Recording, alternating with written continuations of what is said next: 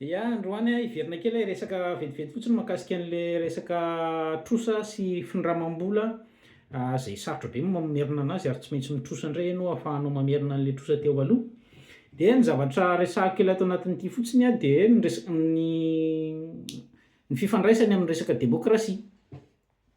Na io koa raha nana hoe le hoe resaka bay long terme très long terme reny zany hoe bay am'fidéotika sy ny sisa sy ny sisa antidémocratique tompoko reny zavatra zay a. Satria ny antony de ahoana? Satria ny génération any aoriana any zany a de zogainao sahady amin'ny fitiavan-tena ankehitriny. Azoko lazaina hoe fitiavan-tena mihitsy le izy zany hoe misy plaisir tiako ho azo am'zao androko zao dia ny génération ho avy any aoriana any tonga de gadraika ao anatin'le izy nefa zareo tsy nisafidy azy. Zany hoe ianao zany zao raha manao bay am'fidéotika pendant 80 ans de tsy nanana safidy akory le ankizy any aoriana any zany a, le génération ho avy hoe zay nga ny safidy antony nefa vesaranao an'ireny karazana trosa sy daity zay fanarahana lavabe taty aloha zany ary tsy voatery ho vandry zareo any aoriana any le izy. Ka ny zavatra tiako resahana fotsiny de misy filôzôfy anankiray américaine John Rawls zay ny anarany, malaza be zany any amin'ny Harvard any, de amin'ny resaka libéralisme de miteny mihitsiny izy hoe ny fizarana hozy izy a ny harena resaka injustice moa zany anazy ny tena niadivany fa hoe tsy hoe ankalaina mpanankarena eo am'firenena anankiray fa juste hozy izy ny fiarahamonina rehefa mpanankarena de manana fa ny mahatra koa de tsy mitsahatra mitombo ny fiarikarena. Zany hoe ahenanao zany a le elanelana misy eo am'mpanankarena sy ny mahantra. Ka zay no zavatra tiako resahana kely hoe mahakasika an'le hoe bien malaky any Madagasikara zany hoe misy karazan'olona tsy nanao investissement izy fa raisy valo ao izy rehefa tsy hainao hoe avaiza, manana building firy sy ny sisa sy ny sisa de tsy misy fanaraha-maso, tsy misy contrôle. Ka le izy tsy hoe fialonana an'le olona nanana an'le building ny problème, tsy any le izy fa hoe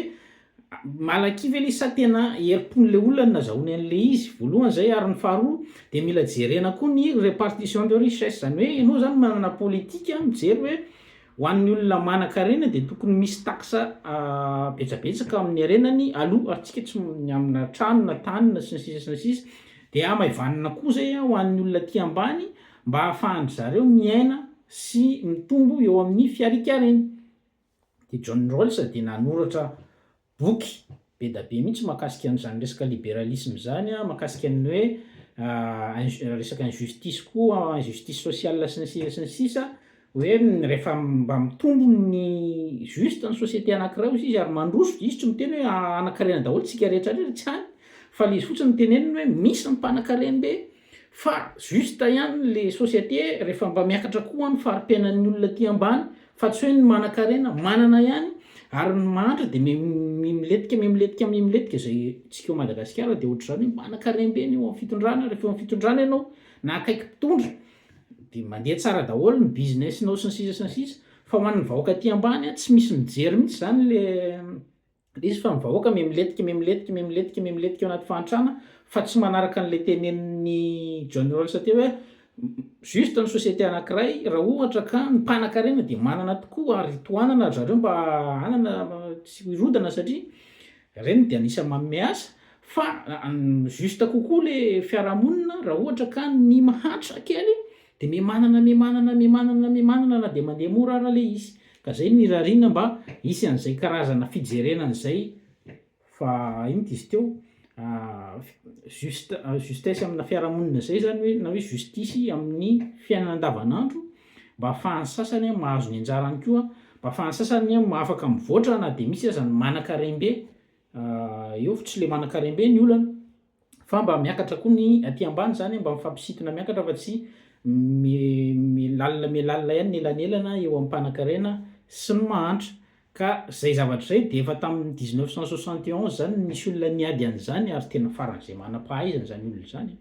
fa matetika le izy adino no mijery an'ireny hoe atao zay itovizan'ny tsy hoe itovizany moa zany fa mba ahena ny elanelana misy eo am'mpanankarena mbe sy ny mahantra mba hisy répartition de richesse, zany hoe rehefa mba tafavoaka ny sasany dia mba manohana an'ilay aty ambany tsy famono, satria zay koa mahatonga an'ilay insécurité be da be, satria reo elanelana be reo any miteraka lonolono ho azy le izy any amin'ny olona any ka zay ny fotsiny justice sociale tokony mba jereo ihany ao anatin'izao fanavaozana ny fanovana ny repoblika izao.